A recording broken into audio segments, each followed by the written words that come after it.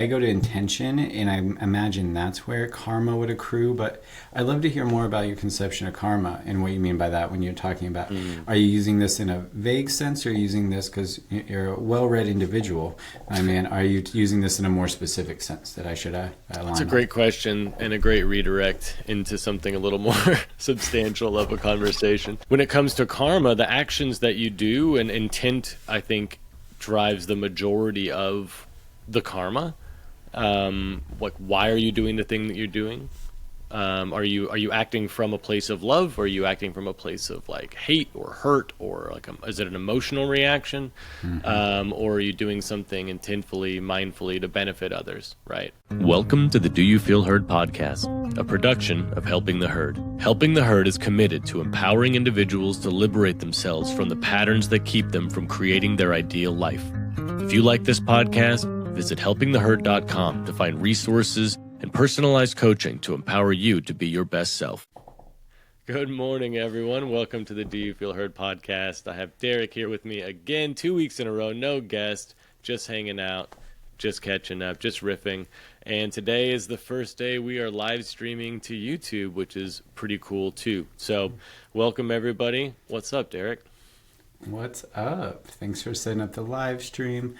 Hi, millions of viewers. It is wonderful to have this platform.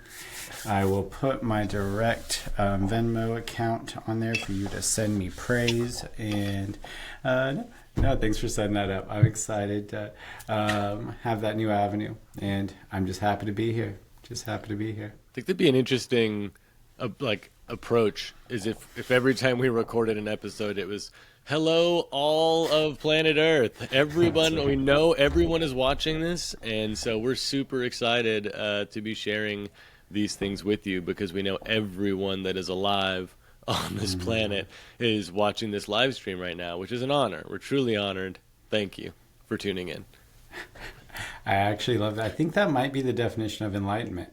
I've been thinking about enlightenment is intimacy with all things. The course that our next week's guest, Raghu Marcus, recommended, and what I'm hearing there is that exact idea. If you just assume in a way that you're connected, or they're viewing or some way of connected to all things, well, we'll dive into the quote more later, and that could be enlightenment, intimacy, closeness, a relationship with all things. As we do know, everyone is viewing us right now and connected. Yeah, that would be. I don't know that I don't know that I'm ready for that much visibility, but I think it'd be a cool experiment to, communicate in that way. To just be open to it, to welcome, everyone to hear the things that we're talking about. I actually really like this. It's reminding me of that thing of like pretend that you're Batman. I don't know if you ever heard that one. It's kind of I don't even know what you call that. Lower your voice to like a lower octave and make it raspier, as if it's 100% about the voice. Yeah, that's it. Yeah, that's the whole thing, right? Batman. No, the idea that like you're doing something and you want extra confidence, you can pretend that you're Batman. The normal guy, but you're actually a superhero underneath your suit or whatever you're wearing, and that's a mindset that you can just adopt. And that's what I'm hearing here with your audience. You can adopt any audience. And I think that actually would be really interesting to play with, because you can do everyone. But like you said, a little overwhelming. What about you just imagine all your closest friends? You imagine just your intimate partner. You imagine just your family. You imagine just your school friends. You imagine just your work friends. At any point, you can, with a little bit of work and visualization, it's not too much work. You can, give yourself a little meditation where you see your audience and then do whatever you're going to do, whether that's with another person or just by yourself. And I wonder how that even imagined audience changes what comes out. I truly believe, that behind the scenes, you do play to your audience in some ways, probably regardless of whether the audience is real or not.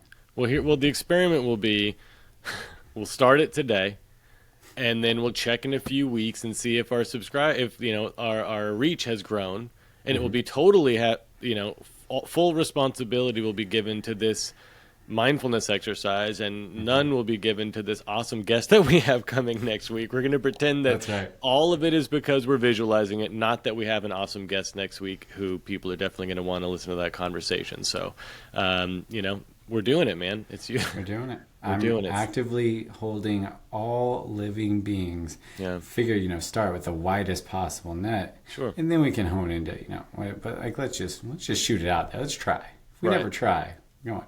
So I'm just going to be holding that. I'm oddly comfortable. It's like whenever there's everything, it's basically like nothing at that point. It's almost the same. Like if everyone sees it, it's like no one saw it. It's just like it's just there. Is it the same? I don't know. I don't know if it's the same. It balances out in one kind of equation, but not in other ways. Not in other ways. But I have a very full inbox after this. If you take it out to that degree. Sure. Yeah. I'm glad we turned off the live comments, because if everyone was watching this and commenting, read that fast. it'd be extremely overwhelming. We would need an assistant of some sort to be managing that. I think thousands of assistants. Every living being. How does that factor into the visualization? Do we need to also hire an assistant so that way we're like really fully like committing to being open to it? I'm seeing. Or are we just faking it without having thousands of assistants to handle all of our comments? For now, faking it. I mean, in the end of the day, they're comments. We don't have to handle them. I guess you need to moderate. Like, the Nazis are going to get into the comment section. If it's YouTube, we got to watch out. So you have many data centers full of people just full on moderating the comment section at all time. Thousands of moderators. Ooh. Yeah, no, I'd rather, stick to the metaphorical part of the exercise. I feel like the logistical part's for other exercises. That's like podcasting behind the scenes, our after dark releases, where then you're visualizing, you're doing tantric Buddhism visualizations about the logistics of podcasting.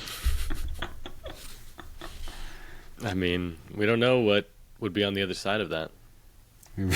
We don't know till we try. Coming back to reality. Yeah, coming back to, I don't know. We were having a pretty good conversation before we realized we should have been recording it. And I'd like to go back to that if you. I already caught one should. Oh man, you're in trouble today already. Should have. We should have been recording. Do you wanna be more impeccable with your speech about what you were feeling right there? Yeah. All right. Thanks, Derrick. We were having a good conversation, and we realized that it might have been a good opportunity to have been recording. Not that we should have been recording. Of course, I hear you. Damn. Good. Do you feel heard? Dude, I feel so heard right now. I'm so glad to hear that. All right, we were talking about squash bugs in the garden. Yeah. And how I'm being just accosted. My squash plants are being accosted by these terrible bugs who, for those who don't know what a squash bug is, if you have any sort of a squash plant, there's these almost they almost look like a stink bug. Like they're very they're beetle-like. They've got a hard exoskeleton. But what they do is they lay these tiny little red eggs on your leaves, and then when those hatch, their larvae will go and eat the root, the stalk of the plant, and basically just decimate your squash plants. And so I have a bunch of them in my garden, and I've been catching them and collecting them and then taking them to my chickens, and then my chickens have been eating them. We were talking about the circle of life, and then we got onto karma and how I'm kind of transferring the karma of the death of these bugs to these chickens. And then we because originally you were squashing the squash bugs, if I'm correct. Yes. You originally went into blind rages. And day one. Yeah, the first time. Of course, as you would. I mean, they're decimating your squashes. Yeah. I assume you also appreciated the wordplay of being able to squash the squash bug. bug. Absolutely. I was like, this is why they're called that. The squash bugs were bugging you, so you had to squash them. Yeah. And then you were like, that's a lot of karma. So you're trying to recruit the chickens. A lot of remorse. I felt really bad about killing all those bugs. I hear you. I don't want to make light of that. I struggle with spiders. Whenever there's spiders where it's like, these couldn't be bad for, like, there are some venomous spiders. I probably should have to end some Oh, lives. did you just should right now, Derek? Whoa, man. When we're talking about cats or people dying because of spider bites, maybe those shoulds are appropriate. Maybe they're not, though. Those ones are Maybe they're appropriate. not. Okay, Maybe okay. they're not. Yeah. I wonder So if they... So it's not a non-negotiable. It's a negotiable. It is negotiable for Derek. Absolutely. I'm going to table should we ever say should for another, hopefully, podcast. I'm not ready for this today. Okay. But absolutely. I do hear you that there's the protecting of something. Courtney actually asked me this the other day. Like, would you, I don't remember what it was, but would you, kill something that was like, I think it was like if an animal was attacking our animals, and I'm like, well, yeah, it's self-defense or defense of my other living beings that are under my protection or that I feel called to protect. Let's be absolutely impeccable since I feel like we're ready to catch each other right now. Oh yeah, I'm ready. I'm listening very attentively. You're going to be so heard today. I'm hearing all of it today. You ever been so hurt you felt violated? Yeah, you felt terrified. But absolutely, it's a very interesting question. So I am glad you're bringing us back to it. Of that, where I'm like, yeah, I absolutely would end a life that was trying to end the life of something that I felt called to protect. But yeah, where do you take that? And I still struggle with the spiders because it's like they're probably fine. They're probably just creepy crawly, but like there's a chance they could hurt one of my animals or something. So, do I squash or not? So you decided to, outsource to the chickens. Yeah. Makes a lot of sense to me. And the chickens have been enjoying their squash bug feasts. Oh, they're very excited to see me every morning. I have 6 adolescents. They're probably a couple months old at this point. So not big enough to be with the rest of the flock. So they have their own little secluded area. And so every morning I tend to the garden and gather any bugs I can get, and then I go out there and I give the bugs to them, and they're always very, very excited to see me in the morning. Teenagers, always hungry, even the chickens. Oh yeah, they'll eat you out of house and home, they say. They will. Yeah.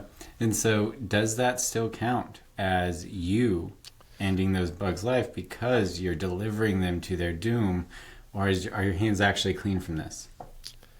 Yeah, I mean, you could you could go 2 ways. You could say, it's in the the universe is deciding. Those chickens could say, we're not going to do it, but it's in their nature to do it. So is my knowledge of their nature I don't know the word. Am I complicit? Yeah. If I know that it's in their nature, Yeah. And these, I feel like the only clarifying way for me to, tackle these armchair philosophical problems is going back to intent. Probably that's normally where I think I'll end up, is about your intention, because you can't control. If you put them there and then a meteor comes and wipes out all the chickens and the bugs all get away, is that You can't have predicted that. And if a meteor comes and squashes the bugs because you placed them there, you can't have predicted that. It wouldn't be your fault. If you tried to set the bugs free, and then they ran across the highway and they got hit by a car because people aren't stopping for bugs. People barely stop for turtles these days. I mean, come on. So is that your fault? Because you can't control the outcome. Fault feels adjacent to blame, though. Absolutely. And does it do us any good to blame, Philosophically, maybe. When we're talking about accumulation of karma, perhaps. Perhaps, yeah. Fault, responsibility, karmic debt. And so anyway, I go to intention, and I imagine that's where karma would accrue. But I'd love to hear more about your conception of karma and what you mean by that when you're talking about. Are you using this in a vague sense, or are you using this because you're a well-read individual? I mean, are you using this in a more specific sense that I should align? It's a great question and a great redirect into something a little more substantial of a conversation. So I appreciate that. Love that you're the co-host here, because that was solid. My interpretation, or my, I guess, belief of what karma is and how it works is essentially we all, maybe not all, I feel like most of us, of the things we retained from our time in school one of the things that we retained is that every action has an equal and opposite reaction. And for me, karma feels very similar. I feel like it's the same rule, just worded differently. And there's so many different instances of this same principle: do unto others as you want done to you. And there's just it's everywhere. It's one of those universal truths. One of the things that we retained is that every action has an equal and opposite reaction. And for me, karma feels very similar. I feel like it's the same rule, just worded differently. And there's so many different instances of this same principle: do unto others as you want done to you. And there's just it's everywhere. It's one of those universal truths, I feel. And so when it comes to karma, the actions that you do and intent, I think, drives the majority of the karma. Like, why are you doing the thing that you're doing? Are you acting from a place of love, or are you acting from a place of like hate or hurt, or like is it an emotional reaction, or are you doing something intentfully, mindfully to benefit others, right? And I think that for me, I visualize it almost as like an actual, like maybe a spreadsheet of like, here's your good column and here's your negative column, and are you bringing in good karma by doing good things, or are you bringing in negative karma by doing negative things? And so it's like, where's the scale? Are you doing more good than bad? Then I think eventually you can, overcome things from the past. So, I mean, God, this is a good conversation. Okay. So when you're young, right? When you're younger, you don't know the things that you know, and you do things that you don't realize have these type of consequences, or at least I did.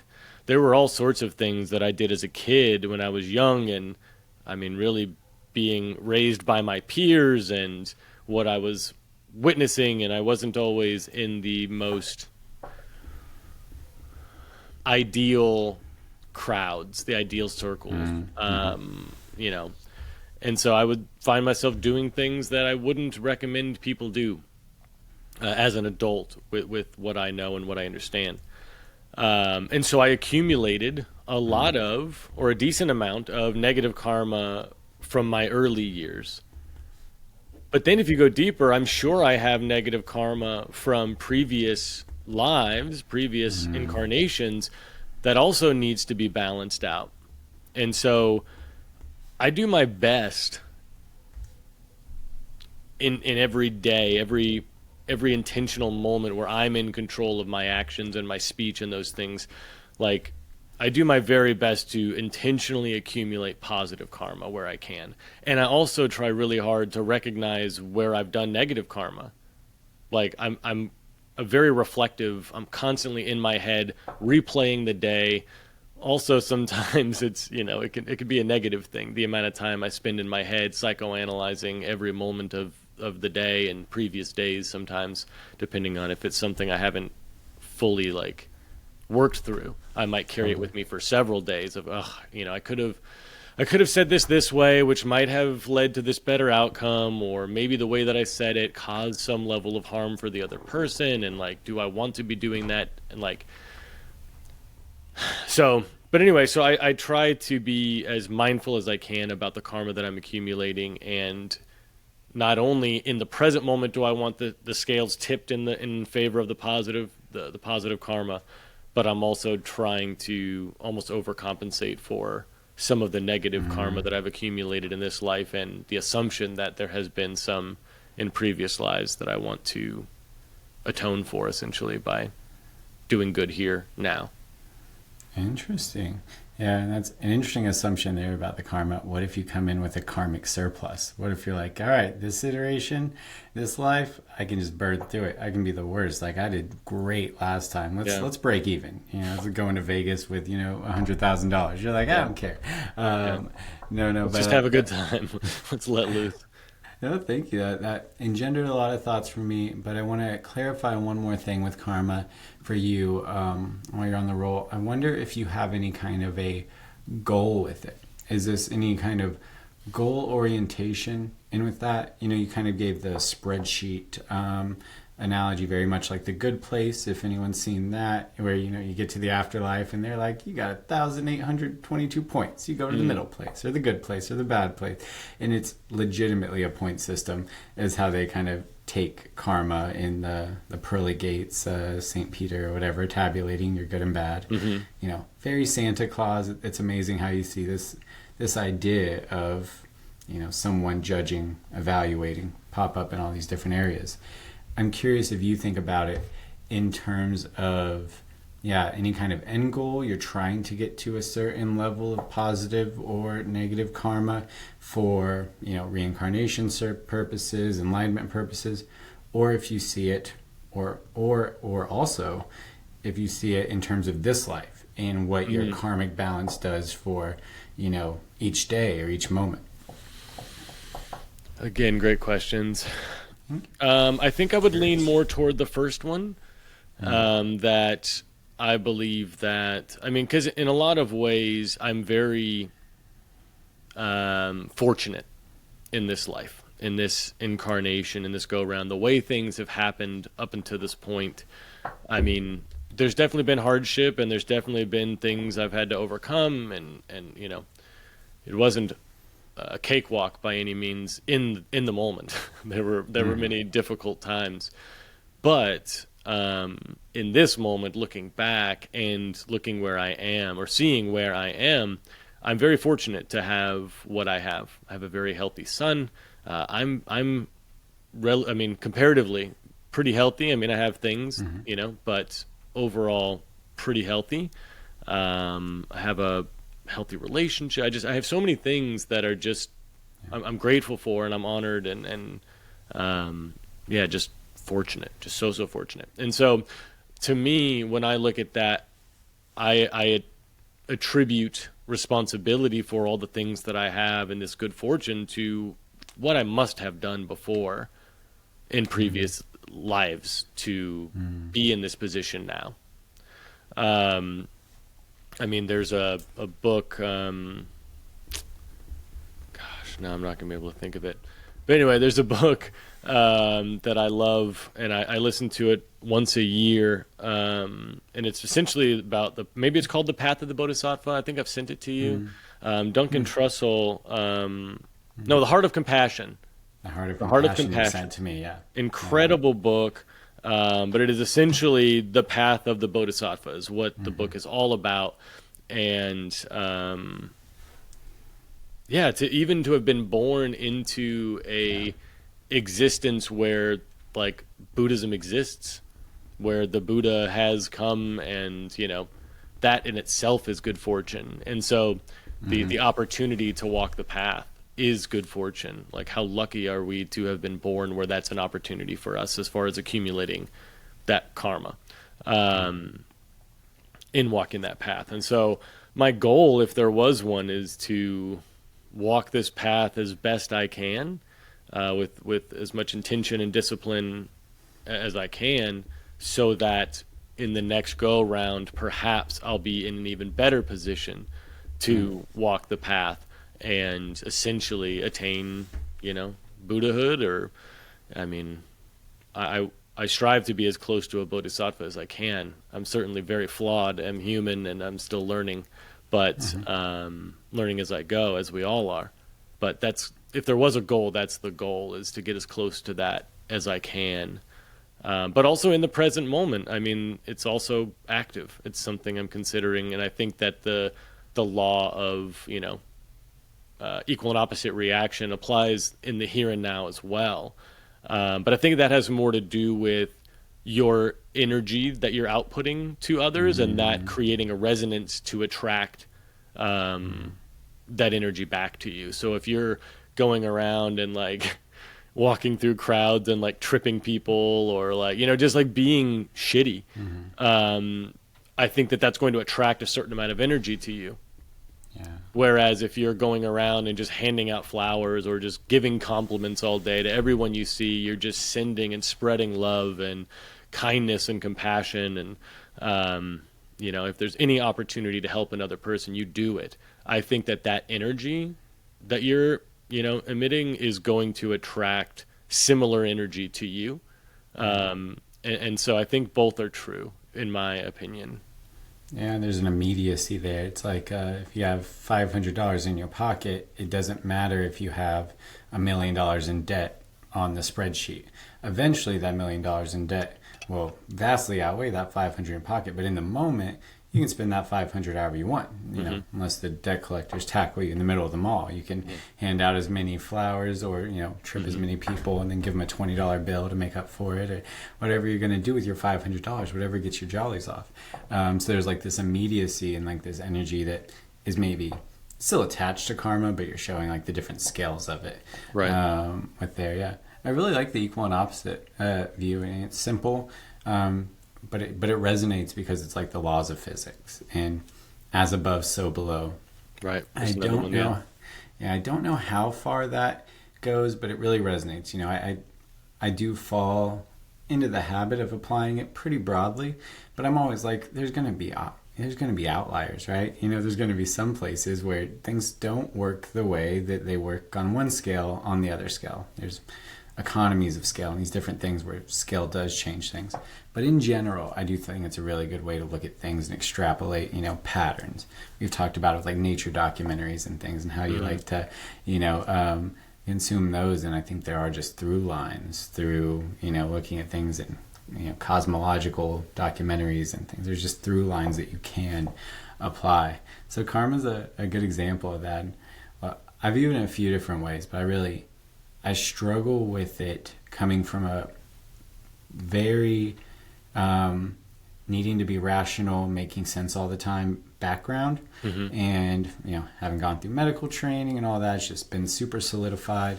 And so it's funny, in this talk, I'm already thinking again about the audience thing again. It's like, who's your audience? Even determines how I think about it and what reactions are coming up. If we were in front of, a board of medical professors or something having this talk, I would think differently than if we were with a room of meditators or what do you mean by yogis. think differently? I almost think I notice in myself, so as I'm listening to you, I notice thoughts popping up. I try to note them and be aware of them, and I notice defensiveness coming up around like different claims. Like we make metaphysical claims, I notice the defensiveness around being labeled woo or you lost the plot, discredited because of an openness to ideas and things that aren't, tested by the scientific method as of yet. Would you agree with my rephrase or kind of summarizing or reducing, I think is more accurate, reducing those statements to saying that you have a fear of consequences, of people hearing and misunderstanding or retaliating, or like do you have fear that something bad is going to happen for these when these things are shared? Interesting question. Okay, gut answer is no, but if I'm being honest, open, trying to dig beneath, it could be the core, could be fear, but the part that I can touch right now is more of a preparedness. Is more of a trying to be prepared and controlling, which again might have its root in fear. But the idea put really simply is, let's say I really like that we talked about the audience to start, even with the thing. I find it really interesting. When you have an audience, maybe most people don't do this, maybe everyone does it, I don't know. I notice that I am always in my head somewhat just automatically running whatever is said, done through as many of the filters and what I know about people as I can, which knowing that there's a lot I don't know and I can't read people's minds, but especially the more I know a crowd, let's say whether it's a group of friends or, literally a crowd, I'm running things through those filters and then trying to navigate the conversation, whatever's going on. In this case, let's keep it simple, a conversation. And I'm navigating it through those filters and then, adjusting my responses, the way I maybe will direct a conversation to try to, maybe it is kind of a peacekeeping, maybe it's a keeping everyone engaged or attending, trying to keep everyone open or not closing off. But I'll try to thread the needle whenever I, let's say we say something about reincarnation and I see someone, I have visible disgust in the audience, like look away, then maybe I say something scientific in a way to navigate, reel them back in and keep everyone connected, or like, sharing the thread and helping people with their own hangups, whatever those might be. Right. So that makes sense. But in this context, there is no one that you can see, and those feelings are still coming up inside of you. YouTube live audience, buddy. We got thousands, if not the entire world. But you can't see them. You can't see their body language. You can't see their reactions. All you see is me. We're just having a conversation. And so I guess my question would be like, if that's your truth, if your truth matches my truth or aligns closely, the way you look at karma, the way you look at incarnations, the way you look at just life, if it is your truth, do you choose to modify or not speak your truth because someone might feel a certain way? Like, isn't that reaching into domain? Isn't that people pleasing? Great question. I don't think so, depending on if I can maintain my own authenticity. Because and I'll get into, some of my thoughts on karma soon. But because I'm still figuring it out, I don't have a deeply held truth that that I feel strongly about. I don't feel connected. I have intuitions. I have rational thoughts. I have heart-centered intuitions and things. But I don't have a clear package of all those yet that I'm, that is my touchstone.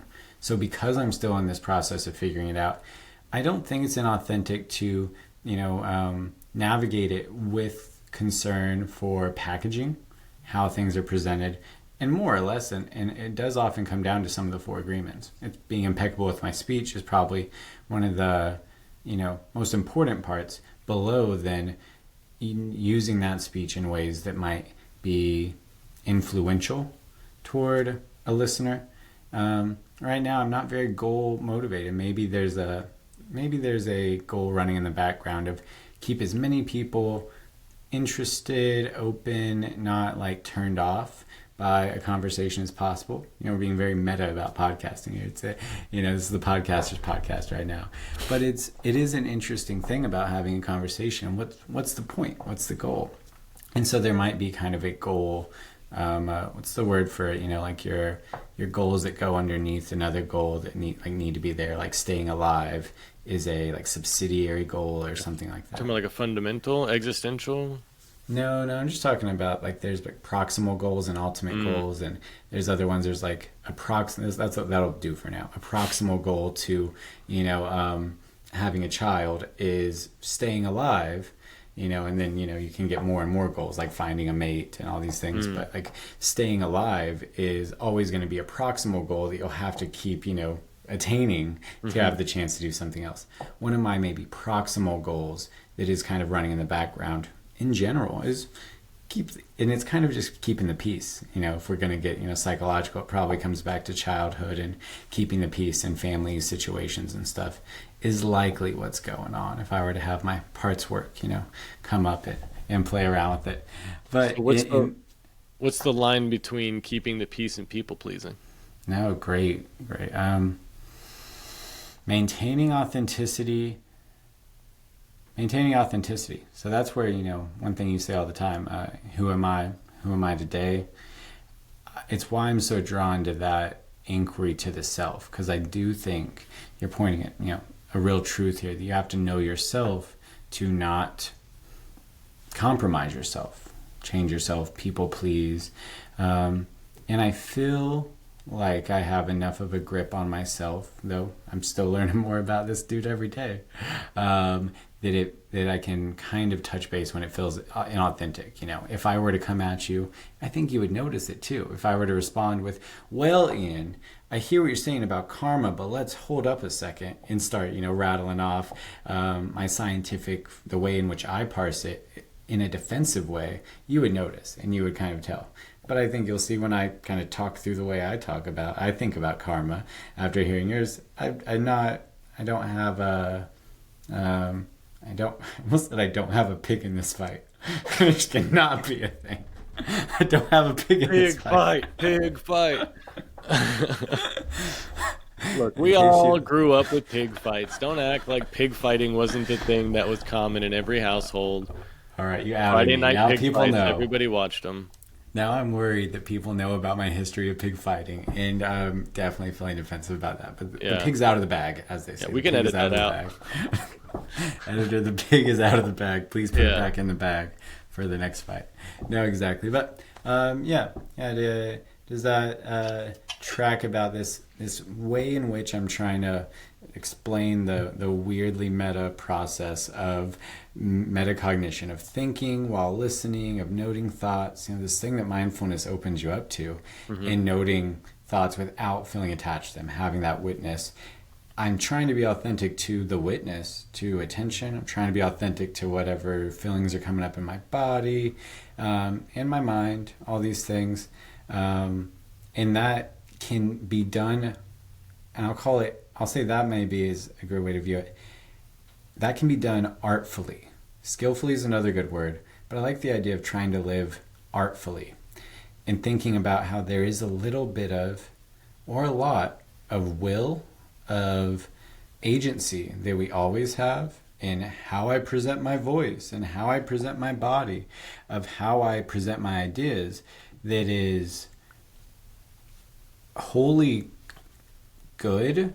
I think it can be good. It can be just something that's an emergent property of like creativity that's just beautiful, and it doesn't have to be goal oriented, but there's an art to it in which what I think does naturally come out is something that is unifying and that keeps as many people wrapped around attending as possible. That's not always what you select for, but I think sometimes it does emerge. But if you're modifying it based on the audience, you're modifying your approach, you're modifying the way that you're doing it based on who's listening.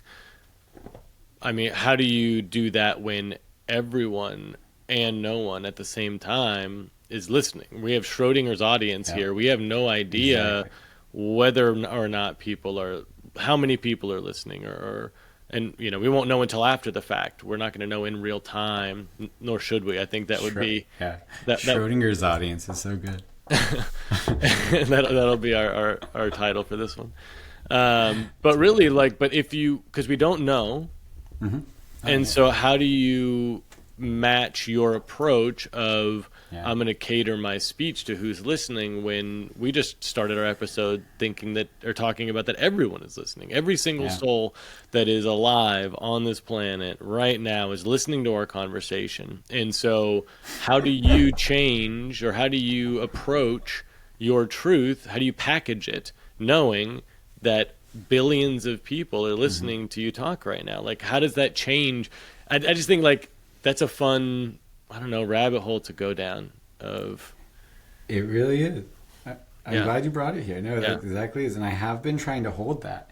And so I think that's why I feel the, kind of the zest of this conversation, the meta part, because it's alive. I've been trying to hold that loosely. I'm not a tantric Buddhist practitioner who does so much time visualizing and holding, theoreticals almost, or these things that I feel like I'm maintaining that. But I'm trying as best I can to, keep that little dream alive of, all right, let's just hold it to be true that every living being is watching right now. And that's where it becomes interesting. Like you said, if everyone or no one is watching, and I'm letting that artful, intuitive performer, it's almost a performer is another good word to use here, come out, then is the emergent performance closer to God. That's the best word I can call that. Everyone, everywhere. Is I think a word for that could be God. All living sentient creatures in their awareness. Maybe that's one definition of God. It's not the only. It's not even what I would subscribe. But it's like God is watching. So it's is what comes out when you're in that state closer to God? Is it more real? Is it more true? Is it just different? It's probably just different. But it's different in an interesting way. In the same way as if no one's watching. Dance like no one is watching. Famous thing. Yeah. You never hear people say dance like everyone is watching. Or podcast like no one is watching. Podcast like no one is watching. Absolutely. I mean, I do think for most of us, most of the time, that's pretty needed. The self-reference, the concern for consequence, judgment, whatever, can be great. But, and we talk about this all the time in the relationship work, the importance of a container, like this podcast, the importance of safety for anything positive to kind of come through in a relationship or for yourself. Breakthroughs, realizations, truth. There needs to be safety. There needs to be some container. So in this container where I'm feeling safe, where we've been doing this for like 8 months now, when everyone's watching, I actually don't feel that I have a built up karma of safety. This armor. My karma. Way to bring it back. I got you. My karma. This is my sorry. karma armor. Yeah, I didn't mean to step on your pun. Oh, yeah. How dare you? I'll say it as many times as I need say to it again. for this Say it again. I'm putting on my karma.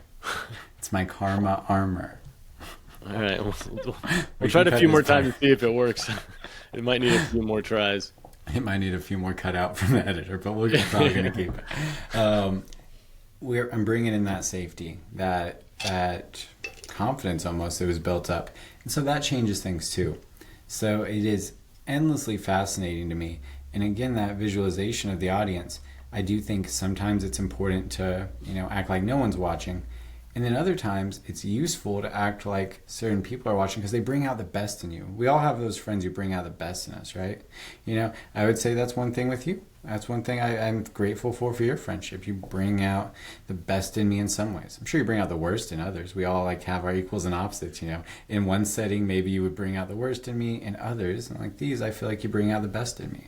And I'm so thankful for friends like that who I notice I am surprised about who I am when I'm around them. I'm funnier with some friends. I'm more brave with other friends. Mm-hmm. I'm more intelligent, or whatever you want to call it, creative with other friends. I love that. And I love that about this interconnectedness that we have with all these other people in our lives. So again, taking it back to that big audience, I do think there's an authenticity that is malleable, that is alive, that is, just really always dynamic, that comes out in the ultimate thought experiment. Why it's so fun that we're doing it, of everyone everywhere watching. Yeah. Opens you up to the most dynamism, the most being all the best parts of yourself and all the worst parts being pulled out by the audience, and whatever performance coming out being both authentic. Authentic. Autistic word you're looking for? This has been a very authentic performance right now. That's an accurate word. The very authentic, but interesting and alive, iteration coming out.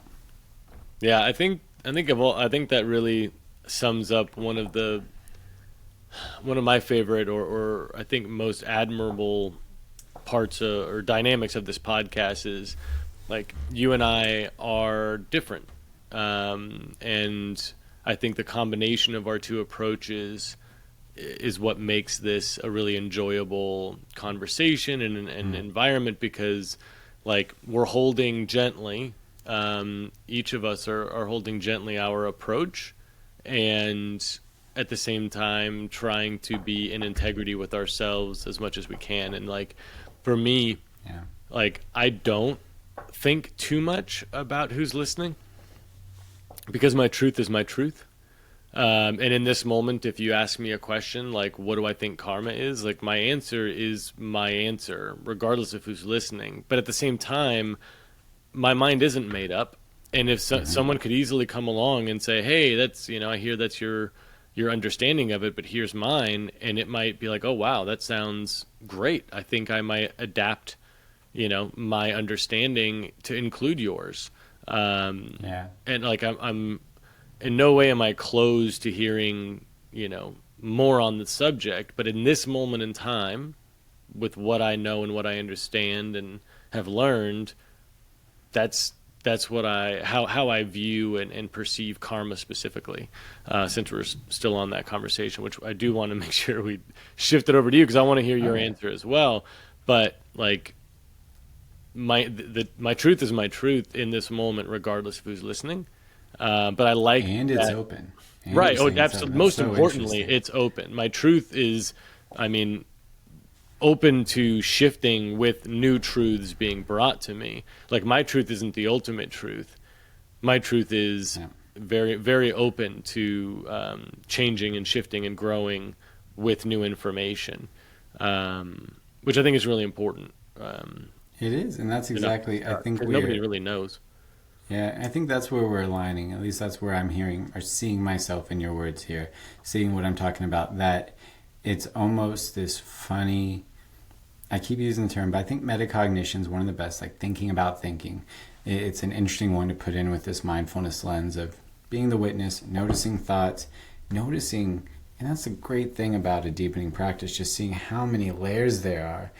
Some of my favorite meditation sessions are whenever I note a thought, and then I note the thought, noting the thought, and then I note the thought, noting the thought, noting the thought, and there's this endless recursion that like goes on until something winks out. Maybe you have a moment of non-thought, and that's not the goal, but maybe there's a space between thoughts and you're noticing that, and there actually is no thought. But so much of the time, it's just subtler and subtler layers of thought. And being able to see even bits of it, just bits of that tapestry of thought as it's happening, is endlessly fascinating. So the way I'm bridging what you're saying and what I'm saying is that I think I'm authentically expressing myself, expressing something that is authentic but open, like you're saying, in each moment, and noticing how it's dynamic and knowing how it's being challenged by my own thoughts or by perceived thoughts and reactions by others in real time, and changing and morphing and adapting. And that's what I'm conveying. That's the flow. That's the dharma of Derrick. That's the dharma of life, is this ever-changing, conversation with reality. That's one of my favorite terms. David White talks about being in conversation with reality. Such a good poet. And that's what it is. It's a conversation. We're in a conversation. We're in a conversation with the invisible audience of everyone. We're in conversation with the audience of no one, and the nature and the stillness. We're in conversation with all those, and each of those different viewers changes us in some way that we can notice and continue to converse authentically with as it adapts, as it changes. Definitely. Yeah, and awesome. And in all those conversations, it's important to feel heard in all of them. It is. And bringing it back to the title. Well, I mean, that's what we're all about. We had this conversation recently about the title of the podcast and incorporating the title, and what are we really wanting to accomplish with this, with sharing these conversations, with sharing what we know, and having deep, meaningful conversations that are hopefully thought-provoking and interesting. The ultimate goal is to be heard, I guess, for us to be heard by our audience, but also every single person and living thing. Every sentient being on the planet is listening to this, and we want them to hear us. But also, equally importantly, our guest, and we're wanting them to be heard, and that's why we're bringing them on here.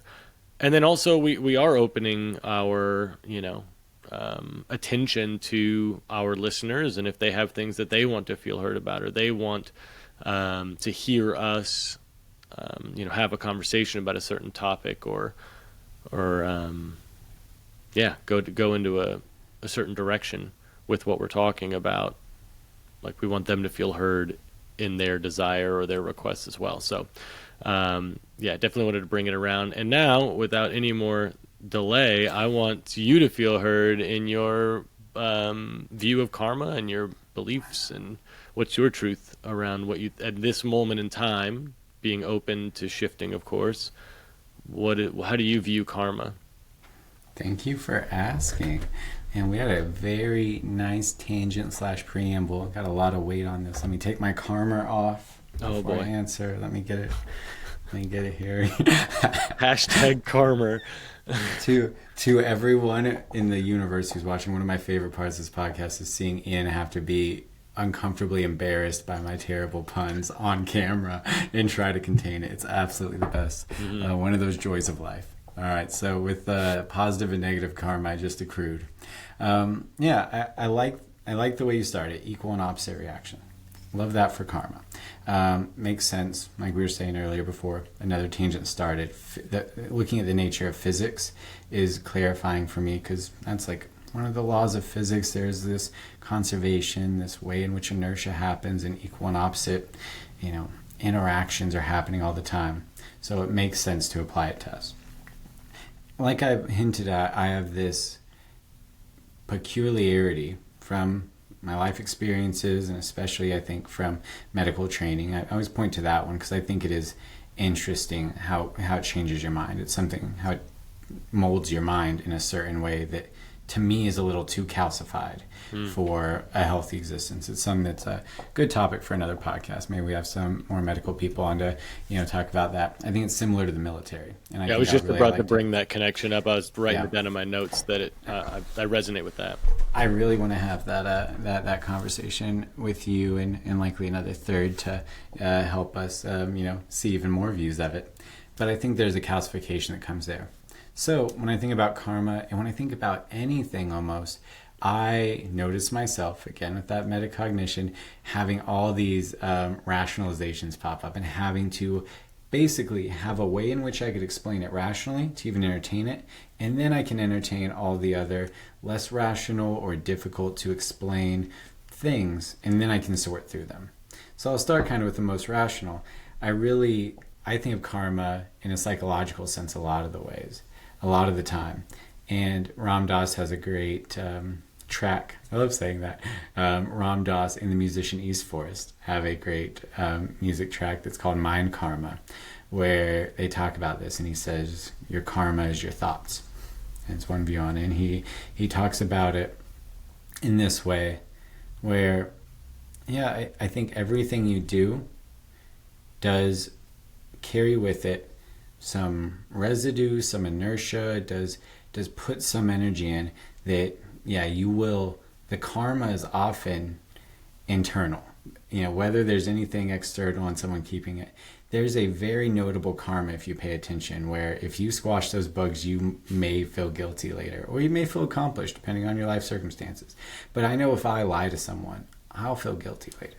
And the karma is immediate and delayed, and it's unavoidable. I will never avoid that. That's why it's equal and opposite. Like, even if it's years later, even if I'm able to, bubble it up into some calcified area of my subconscious, it's going to hit eventually. There is no way in which I can do harm in the world and not feel something for it later. So that's one of my views of karma from a purely psychological stance, is like the way in which your actions affect you based on some kind of a conscious or view of good and evil, wrong and right that you have. And there's good karma. Obviously, when you do something good, you will inescapably be happy about it at some other point in your life. And what a beautiful thing. So I view it in that way a lot of the times. And then I can zoom out to, well, what about all these things I can't be aware of? What about my body? What about karma for my body? There's that, The Body Keeps the Score, a famous book about trauma. And so interesting. It's like they're asking body karma. They're just talking about it there. The body is keeping some kind of karma about things that have happened in the past. And I truly believe that mind and body, and likely something that we could call spirit, are all interconnected. So that's whenever I start to, lose any certainty about what karma is and wonder about how they're all connected, and how is what I've done to my body in the past, giving 100% at sports for so long and laying out, diving for everything. How is that related to my chronic neck or shoulder pain? How is the thousands of hours spent reading and studying hunched over books and computers how is that related to my neck pain? These things aren't unrelated. These things are karmically related in some ways. Again, with that kind of view of inertia, equal and opposite that you have. And I think another good example to bring up for it is like residue, or the way I've heard people describe ghosts. This is the only way people have talked about ghosts that has really stuck with me, and I think it's analogous to karma. They talk about if you record over a VHS tape, for any of the everyone out there that's listening, all beings who remember VHS tapes or have one, and you record over again and again, and once you record over, you can kind of see an after image from the things you've recorded before. Sometimes there's a residue left from the previous images. That's how I've heard ghosts described. It's like resonated in a way. It's like they're almost like a residue from the energy that was there, that was doing something, let's say in your house. And then sometimes like an after image on a VHS, it pops back up, even though this isn't its time, space, place where it was doing it originally. But something made it pop back up there, made it not get fully erased, let go into something else. That's how I also view karma a bit. Is whatever we've done is hanging around in some way. And yeah, I'd say finally, I'm open to the past life stuff. I haven't had an experience myself. I've heard lots of other people talk about it, and it makes sense to me in some ways that there's a through line. I'm open to it, but I'm agnostic to it. I'm really agnostic to past life stuff. But if so, it makes sense that you would have a lot of karma that you just can't know, that you maybe aren't set to deal with, or maybe you don't feel equipped to deal with, but you have to anyway. And I think that scares me in a way, because I'm like, man, I feel like I've got enough karma in my own life. I've got enough stuff to work through in this lifetime. Do I really need past lives? But what I need and want isn't important in these discussions. So, well, sure, and we don't get to determine what's coming for us or what we need necessarily. There are certainly other forces that are, presenting the obstacles in your path, because that's what you need in your way, so you can overcome or go around or get where you're needing to go. That's right. Suffering can be grace. It can be a blessing. Absolutely. So exactly. And at the end of the day, sometimes I think we're all just using karma as another system to try to make sense, to try to make meaning out of this crazy, chaotic life that maybe is just random chance. But if my intuition tells me that there are some through lines through this, and some patterns that that you can call a karmic system that do make sense, and that help me maybe to bridge those distances between mind, body, spirit in a way that, if I pay enough attention, I could probably notice the good karma and the bad, more in the ways in which you're kind of talking about, and being intentional with how you live and noticing that and using it skillfully. Using this life skillfully. Yeah, well, thank you for sharing your perspective. I don't have any feelings in me about how people are going to receive that truth. I think that it's great. That's because I navigated it, like I said, with all those little, alarm bells, navigated so that every single living sentient person has nothing they could be upset about, I'm sure. I said nothing that could have upset or turned off anyone ever. Nothing controversial at all. Such a good interlocutor that I am. No, but thank you. And I will say, because I asked the follow-up question, I don't see a goal to it necessarily. I'm open again to sure, if I die and I, end up go to moksha, enlightenment, or wake up as a, what I'm supposed to wake up as, the more you give up control, the harder it is to be willful about what, if I'm like, maybe I need to incarnate lower to eventually get to liberation. As soon as I take on that mindset, it's like, well, let's just go along for the ride. But sure, if I could come back as, an amazing incarnation that's just full of pleasure and God realm and wonder and meaning and very little suffering, sure, I'll take it. But in the way that you're talking about, everything's equal and opposite. It doesn't tickle me very much. I'm just that just means I have another iteration where everything is pain and suffering. So let's just get on with it. And that's where the Bodhisattva vow comes in. I was interested that you really feel that calling, because it's not, some people are in it just for liberation. In the Bodhisattva vow, for every listener who's not fully aware of it, it's so good to smile every time for you, is that I will help others achieve enlightenment, and I won't quit until everyone, no man left behind, no woman left behind, no sentient being left behind. I'm not going to stop till all other beings reach it, and then I'll go. And I mean, damn, I can't believe I've taken that vow, but I have. I'm like, it just feels right. It's a calling. It's not. It makes more sense. It makes more sense to me than the other side of it, where you just go into a cave by yourself and just achieve enlightenment for yourself while everyone else still suffers. That doesn't sit right. What kind of enlightenment is, you're just gonna like peace out on every other living thing and be like, y'all are on your own, like keep suffering, I'm out of here? Like that doesn't sound like enlightenment to me. That sounds pretty selfish. That sounds pretty, yeah, but that doesn't sound right to me. And so the only path that makes any sense to me at this point is the Mahayana path of helping. Like no one reaches enlightenment until we all do. So you may as well start trying to get people to come together and help people to, get there, because if they don't get there, you're not going to get there. So like, that's just, I don't know. That's what resonates the most with me. It's something that makes any sense in my head. Yeah. No, it makes sense. It makes sense to me too.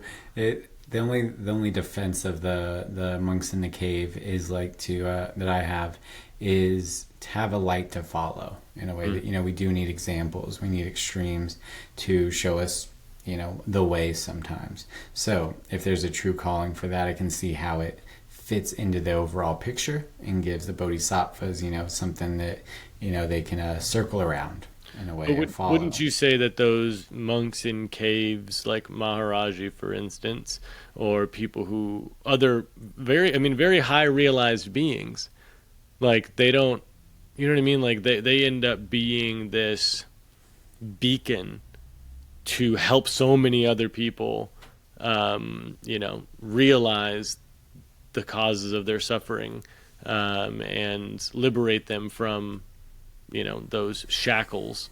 And so those people going into the cave aren't doing it just for themselves.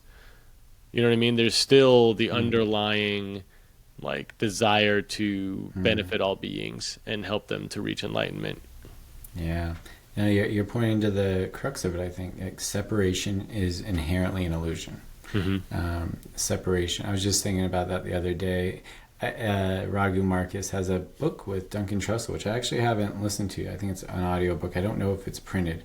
But it's called The Story of Me to the Story of We. Something like that. I forget. It's like something about that, where it's like taking away the story of me into the story of we. And I think that's what they're getting at, this idea of interconnectedness, and separation's an illusion. So yeah, in that sense, there's no selfishness that could ever be had. Whatever you're doing for one is affecting everyone else. So yeah. Yeah. Karma. Now, did we ever get an answer with all this philosophizing now? A good hour in. Have we got to an answer of whether or not or what's happening with your karma accrual when you give the bugs to the chickens? Yeah, I don't know that we could ever get we could determine that. We could definitely postulate, but I don't know. We're getting closer to postulating. I still lean on intention, and that you're accruing less karma with your action of feeding something, being more in tune with nature. Well, if we're talking about natural courses that go on. If we're talking about intention, my intention is to preserve the life of the plant. That's right. And also to, benefit those chickens by giving them, healthy, natural, local, food sources, which are going to help them to grow so they can lay eggs that I can then share with my neighbors and feed my family with. And those chickens bring me a tremendous amount of joy, as the entire as well as the entire family. And the plants grow and provide food sustenance for me, and then also to the animals, food scraps and things like that. So I think if we had to, tally it up, if we had our little old-timey green see-through visor and our like old manual calculator. The only way you can do accounting, absolutely, with the visor. Yeah, don't even the try. only way. I imagine like big corporations like Walmart, their accounting department's just full of people with those things, and they're just tapping away. No computers allowed, just like old 100% manual receipt or calculators. But anyway, I think if we were going to crunch the numbers or squash the numbers, we I think it's a net positive because of it's doing more good than it is doing harm, and also like those bugs. I don't know. their death is benefiting other creatures, which is pretty bodhisattva of those squash bugs, really. They knew what they were doing when they came here. Absolutely. No, they chose this one. Yeah. Yeah, absolutely. All the apparent contradictions normally work themselves out as you complexify. It's simplicity that leads us to a lot of these. But when you look at the interconnectedness, all of the kind of apparent conflicts and normally fall away. Yeah. You're not necessarily killing. That life and death is part of this system, and what's going on is complex, and every part has something to do with it. So yeah, you go back to your intentions, and what is clear, I think, is if you are destroying without reason, or really it's more about, and this is more that psychological definition, but you said when you first found them and you first went in, you were in there, getting them with your hands, even squashing those bugs. I bet there was an anger. I bet there was a bit of a retribution, maybe, a sense that things aren't right. And all of that carried forward, had a karma in your body. Probably you were more tense. Maybe it carried over into your next interaction because sometimes these things linger. Or maybe it came back later in terms of remorse or something versus, another way of being, of equanimity, of peace, of seeing it all together and handing the bug to the chicken and, going the circle of life, as I'm sure you did. That's how I think of karma most of the time. Avoiding that like anger. It felt more like fear of what's going to happen if I don't kill them. They're going to destroy the plants, which means that they're not going to produce food, which is something that like we rely on to, it's so incredibly costly to eat healthy in this current day. And so like to have those plants is really beneficial for us to be able to provide food for us to eat. And that then I was thinking about that while you were talking, and that brought me to like, I went to my partner's family's house, and they have a swimming pool, but it was like, didn't have a lot of water in it. It was like halfway, it was kind of looking green. They hadn't really been upkeeping it. And so there were a tremendous amount of frogs living in there. And where there's frogs, there's snakes, because that's their food group. And so one of their main food sources. And so they had snakes in the pool with the frogs, because the snakes were trying to get the frogs, and the frogs were trying to lay eggs and mate and do all their things. And I'm sure there's bugs too. So every whole ecosystem in this half-filled swimming pool. Sounds like a death trap. Were they trying to push you in and take your land? No, not terrifying. Yet. Not yet.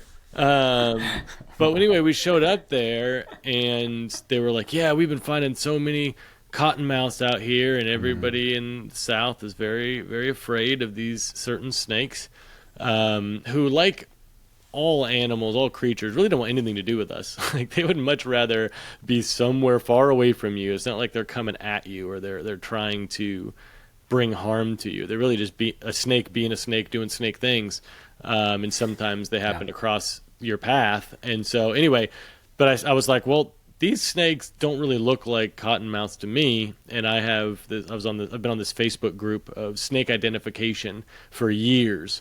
Because you and your Facebook groups, you have. I'm going to go through them on the podcast live on air someday. We're gonna share your screen and go through. Deal. You have the most interesting network of Facebook groups. You are a well-connected man. All right. It's interesting. I learn a lot. I learn a lot on some of those groups, and that's really all I use Facebook for anymore. Not really connecting with people directly, but just to learn things. But anyway, so like I've spent years just like looking at the posts. People put in pictures, or they'll submit pictures into the group, and then there are like herpetologists and like legit professionals who are like, hey, this is what the snake is and blah, blah, blah. But like while we were there at that house with that swimming pool, I'm looking at these snakes, and I'm like, these do not look like cottonmouths at all. And these people who are not necessarily her family but connected to her family, they're killing all of these cottonmouths. And so I pull one out. I use like a little skimmer, pool skimmer, and I pull out a snake, and I let it go, and it starts going kind of back toward the pool. And I was like, no, kind of move it the other way. And I was like trying to show them, like, do you see this snake? Like, do you see the markings? Like, here are some things you can look for, so that you're not just mindlessly killing creatures simply for existing out of ignorance and fear. And somebody's response was, only good snake is a dead snake. And I was just like, you know, how it hurt my heart to like hear that, like such an ignorant thing to say, because snakes are very important to have in the ecosystem. You don't have snakes, then the rodent population is going to explode. And there's going to be a lot of unintended consequences if we continue to just decimate living creatures that are, you know, vital to our ecosystem. But then circled back to like spiders. Yeah. And just the idea of whether it's spiders or snakes, but perceiving something to be bad or good based on whether or not it can harm you, like, and just and the energy of like, well, I'll just kill him just in case. I'm not risking it. And I know a lot of people that do that. They see a spider, they don't care what it looks like, they kill it immediately. And it does no good to anything. It just ends that life of that creature out of fear because they're afraid. And then it's a wasted life, whereas taking squash bugs that are not beneficial to a garden and giving them to a creature that it does benefit them is creating positive outcomes versus just killing something for the sake of killing it, and then its death does nothing. It has no benefit. And so I think there's karma involved in that as well. Oh, well, thank you for sharing. Absolutely great. That it sparked a lot for me. First has me wondering what I can feed my spiders to. Now, if I catch a spider, like how do I help with that karma instead of just throwing them outside? Like I want to make sure I'm directly engaging in this system and being a positive part of it. But so much, it's funny. As soon as you started talking about anger, or I was talking about anger, and you kind of it was more fear is what was going on. It was just fear is so often the root.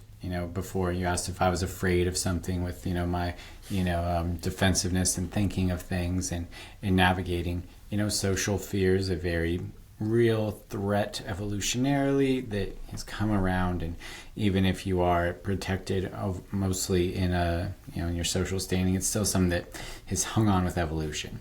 And then obviously with snakes, they're kind of the classic example of fear, really an amygdala activating thing, as far as I know. And I think this is valid because for so many years of evolution, snakes were a major threat in a lot of environments, and it makes sense and it is adaptive for you to have a fear of snakes from a very young age before you know anything. If you can view that as aversive, you're going to live longer, you're going to move away from the snake, you won't get bitten, you're going to survive longer. And now we've taken that to this level where we have the ability to overcome our kind of evolutionary roots. But so many people don't want to, don't care to, and, only good snake's a dead snake, are able to talk with a certainty and to take on the certainty and to feel baser emotions. They're not wrong emotions, but baser emotions like fear, and take that forward and then produce karma from there. And that's really where the harm comes, outside of even the killing of the snake or the harm to an ecosystem from needless killing or getting things out of whack. But so much of the harm is from giving into fear, acting out in violence because of fear. And now in what other areas of your life are you more likely to act out fear and an aversive reaction to fear, or an avoidant reaction or a violent reaction, than if you were able to summon up some kind of acceptance or something. Mm-hmm.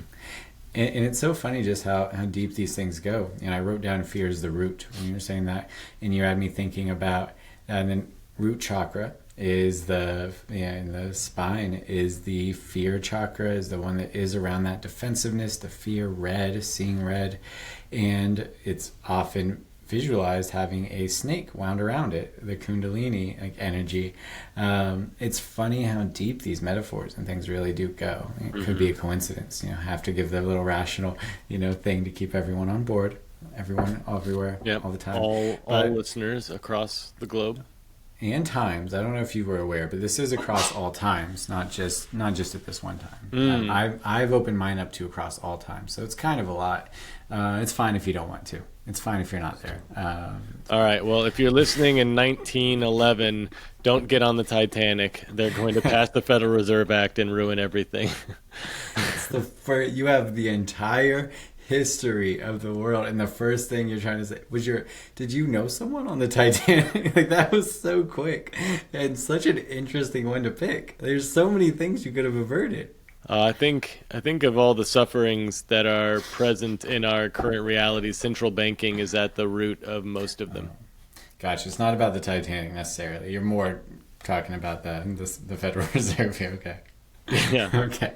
Yeah. That makes more sense with what I know about Well, you. That tracks. That's the only reason it was passed. That's the only reason the Federal Reserve Act was passed, was they tricked prominent people who were opposed to it onto the Titanic and then sank it. It was a coup, essentially. Never heard this. You got to send me this. Oh, it's a fun rabbit hole to great. get down. Yeah, that's great. Oh man, tricking someone. Really, did they sink the Titanic, or they just think it was? Oh no, they definitely. Yeah, J.P. Morgan and people like that were scheduled to be on the Titanic, and then like the week before, all of them started just being like, my wife twisted her ankle, or so and so's got a tummy ache, so we're just not gonna cash in on our very expensive boat ticket on this most luxurious cruise of all of the like movers and shakers of Europe and the U.S. And then it's a whole deep thing. I don't want to like derail our whole conversation here and start talking about that. But I will check out your sources. No, that sounds awesome. There's a lot of evidence out there about it. It's not a new development at all. I've got to know how they steered that iceberg. Maybe they steered the ship. Well, I'll find out later. The eyewitness testimonies of those that survived, none of them mentioned an iceberg. There's not a single one. They all mentioned a fire, but none of them mentioned an iceberg. Now, Leo in this Hollywood production definitely hit an iceberg in this make-believe story. But there's a lot of the Hollywood movie is not based on a true story. It is fiction, what they made. Yet we all watch it and associate it with history. Oh yeah, this must have been what happened, and unfortunately, it's not the case. Yeah. So anyway, the webs we weave. Go down the rabbit hole. It's an interesting one. All right, I will. Well, watch out for snakes. Yes. Watch out for snakes when you're in the rabbit holes. Watch out for snakes on all timelines throughout all existence of humanity. You have to. How did we get to? Oh yeah. I don't know. We're gonna have to steer us back over there. You're gonna have to redirect us. I'll have to get us away from the possible iceberg back over there. That's right.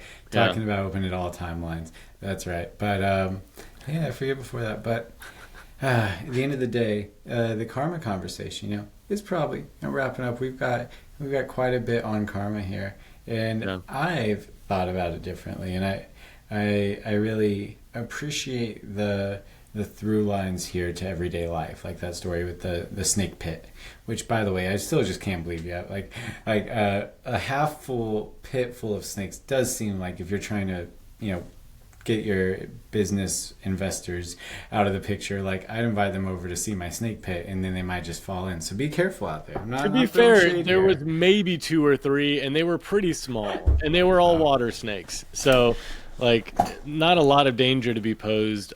There'd probably be more danger of being pushed into that pool and, there not being enough water, so I, break my leg or something, or, just hit the bottom of the pool. That would be the most risk.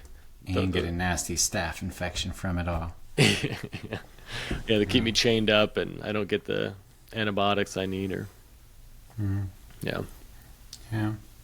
Let's see. What do we need to feel hurt about for the end of karma? The end of karma. I know earlier, when we were chatting before we started recording, talked about duality, and I think that's where things end up a lot of the times, is duality and non-duality. And so I was hearing a lot of that through this conversation, that duality of reality. Reality inherently creates the duality, but it rests on non-duality. It's so hard to even conceptualize. It's very tie yourself up with knots with it. But there's a non-duality, which you could view as this, all of us being connected.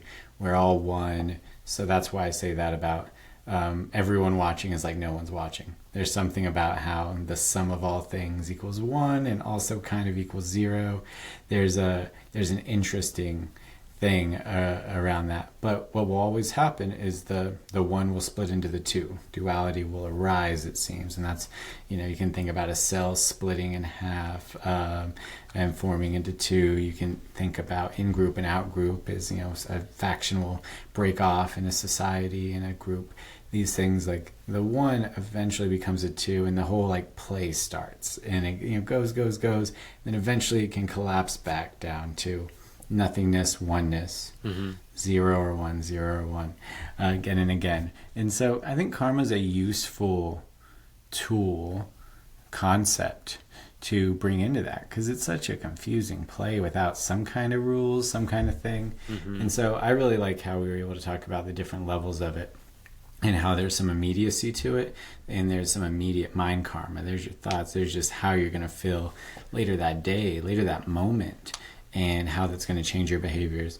And then, this openness that I have toward, some of the bigger scale things about it, which can help, guide your whole life, can help guide your whole multiple lives, can help guide your whole, is there a term for the collection of lives that one lives before, I guess, enlightenment, if it ends in that, or wherever a soul ends, if it doesn't reach into enlightenment, if the bodhisattvas don't save it? Is there a word for that, a panoply of lives?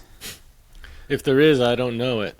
Right? It seems like a good, because lifespan is just this one life. Lifespan? The lifespan? Lifespan. Lifespan. Yeah, I don't know, but I agree The with live what you're saying. stream. It's probably the live stream. All back to this, come full circle. It's probably live stream.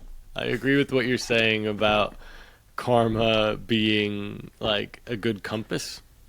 Like, if nothing else, considering whether or not your actions, if turned back around coming to you, are what you would want. Do you want to accumulate the energy that you're putting out? Because I think the only argument against that is nihilism, that like nothing matters. Because if nothing matters, then who cares about karma? Like, you could do whatever you want, there's no consequences, nothing's going to happen, you can just do anything because there is nothing on the other side, and you can Leroy Jenkins your way through this world, and there's no consequence to that. But yeah, I don't know. I think that's really the only way to argue not I gotta say, moving through with karma. Go ahead. I've tussled with nihilism many a time. Do not recommend. Kids, stay away. Don't do nihilism. Yeah. I don't know if you can avoid it. I think we all confront it at some point. That's my guess. Maybe not. Maybe some people are lucky. But if you have the choice, 2 drugs not to do: heroin and nihilism. Just stay away. Just don't do it. It wasn't a fun ride, but maybe it was needed to get me here. Yeah, nihilism. Yeah, it's a difficult one for me to hold space for. It's very activating when I hear people throw the baby out with the bathwater kind of energy of like, well, nothing matters anyway. And it's like, well, how are you going to move through life with nothing mattering? Nothing mattering? Nothing matters? Like, how are you going to move through life like that? That sounds really sad. Like, there's no purpose, no meaning, nothing matters. Yeah, I heard someone talk about nihilists, especially like in the punk scene, and something along the lines of there's no nihilist at a punk rock concert. And you'll hear people, who are at the concert with the band that's spouting the nihilistic lyrics, and that energy that's there, that rage, happiness, sadness, anger, dancing, whatever that is like, I think I like the example, is almost a like direct rebuttal to the nihilism that's being spouted. That is the thing that they're gathering around and finding meaning in. They're finding meaning in nihilism sometimes. One thing I'm happy that I don't feel very activated by even talking about nihilism. There used to be a time where, I would clench. I really struggled with it for years. I mean, very existentialist period for me of really looking at things so deeply and being scared and afraid. And I'm not sure what to make of that and where I landed, but it doesn't have the hold on me anymore. I do see kind of meaning all around in it. It feels almost like meaning is all around. I have a friend who says that humans are meaning-making machines, and I always really like that. I think we are very able, and whether that means it's just made and then shared in between us, well, that's still real, or whether it's something inherent outside of us that we're tapping into and making or modulating. I'm very thankful for it. I think it's a beautiful thing that humans do, to mean and to make meaning. Yeah, that's. I made a note to bring that up on our next solo podcast when we don't have a guest, but just the conversation of humans being meaning-making machines, which I really like that. But then going into like AI creation, who's making the meaning if every Google search result is AI generated, and so many people are turning to ChatGPT and other AI platforms to answer their questions and understand how the world works and what's happening in history and all these things. It's all being dictated by AI anymore versus humans, who made meaning of, past events and things along those lines. And then one thing I had heard was that, like, as God, whatever that means to you, the creator of this existence and all that is happening, like the creator created all of these things, and now we, in their image, also create. So when we create, we are as close to the creator as we can be, because he is creating, or they, whatever. But the capital H, he is, and there's me, like, worrying about how many of our billions of listeners are going to have a problem with the patriarchy in some of these books. But it would also be really convoluted if every book said he / she / they like that would be really difficult to read. And so for it to say he means whatever they are, I don't imagine it's a dude, like in the term of what we imagine. Name them at this point. There is no name. We can't. Name them. That's the timeless. That's the timeless controversy. That's a good point. There is no name. It cannot be named because we can't conceptualize them. But anyway, that as humans, the closest thing we can do to be close to source is to create. So when you're creating art, or you're flowing, or making music, or making things, you're creating things. You are creating the meaning of all that we're doing. And now there is less and less human creation and more AI creation that we're consuming and also allowing to dictate the meaning of what we're doing. That's a fascinating topic. Now we should definitely get into that. The AI human interface that we are now part of. It's not even that we're entering into, that we're now in. Yeah, it's here. Sooner than maybe most people would have realized. That's going to be a very relevant topic, and I love where you went though with that. Creation becoming closer to God in a way, and that's what I was saying about that audience. And I think there's something about performing, which is a type of creation. You're creating a performance. As you perform, as you have intention around your actions, words, in a way that is meant for even one audience to see. So you can say we're always performing. All the world's a stage. I think you could argue that pretty well. Whenever you're performing, that's the same thing as creating. And so whenever I say everyone is watching, I do think that is a thought experiment to get you as close as you could to performing for God. And then if that gets you the closest to God, that would be, it's like God performing for themselves. It has the fullness. You try to put layers and stuff on these things and measurements, even though it's all, again, in the non-dual or dual. But it seems like it would be the most full expression of God would be that, performing for all living creatures, with that audience pulling out of you everything. You have everything there to pull from. maybe to talk about something Duncan Trussell talks about, maybe a good way to end it. I'm really thankful for this podcast because one of my favorite definitions of art, I've heard from Duncan Trussell. I haven't verified this, but I believe this one for sure. You can't believe everything Duncan says. He'll say he has some podcast episodes where they're just trolling for an hour and a half, completely never breaking care. So they're hilarious. They're absolutely hilarious. But I always wonder. I've recommended him to so many people, and I'm like, what if they click on one of these episodes instead of one of his like deep, insightful interviews with a lama or meditation teacher? They click on one of these, and it's like an hour and a half of total nonsense around a baseless premise that he never explains isn't real. I always wonder. But this one I think is based. And he says that in Buddhism, and especially in Tibetan Buddhism, that they don't ascribe value to art based on its beauty or what other people think of it or how many people like it.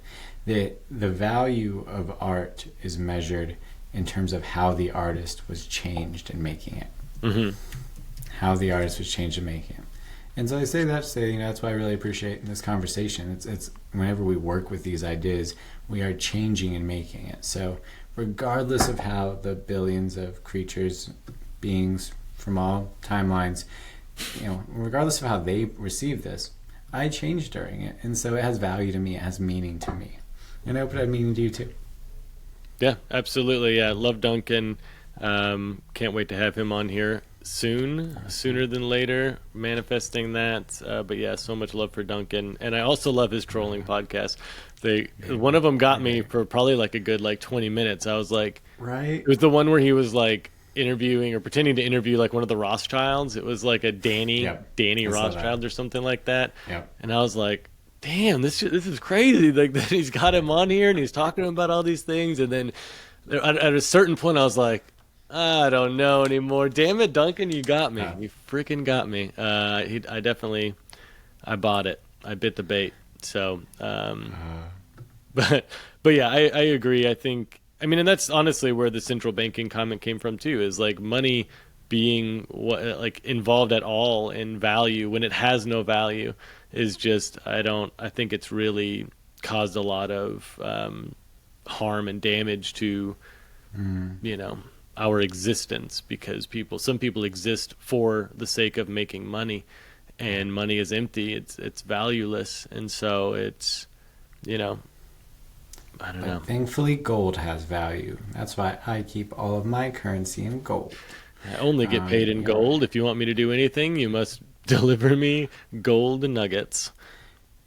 For all of the live streamers who are still with us, thank you. And we will be putting our address to deliver your gold to. Yes. We have a address. Maybe not our address, but a address. Yeah, we should do a P.O. box for the gold. Yeah, I think so. But a very fortified one. Yes. Because it's going to be, and it has to be able to handle some weight.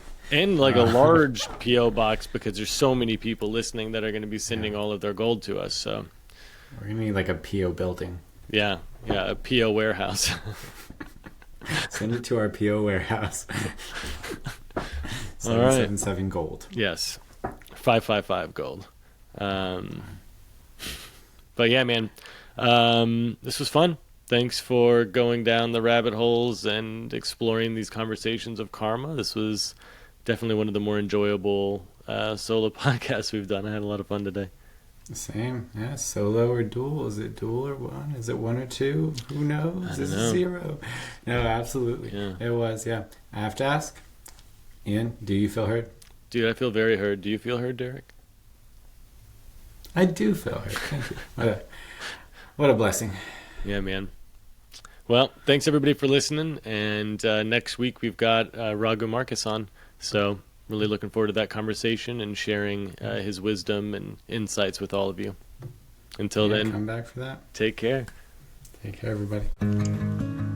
This has been the Do You Feel Heard podcast. If you're interested in resources that will help you move through conflict, you can go to doyoufeelheard.com, where we have tools for individuals and couples.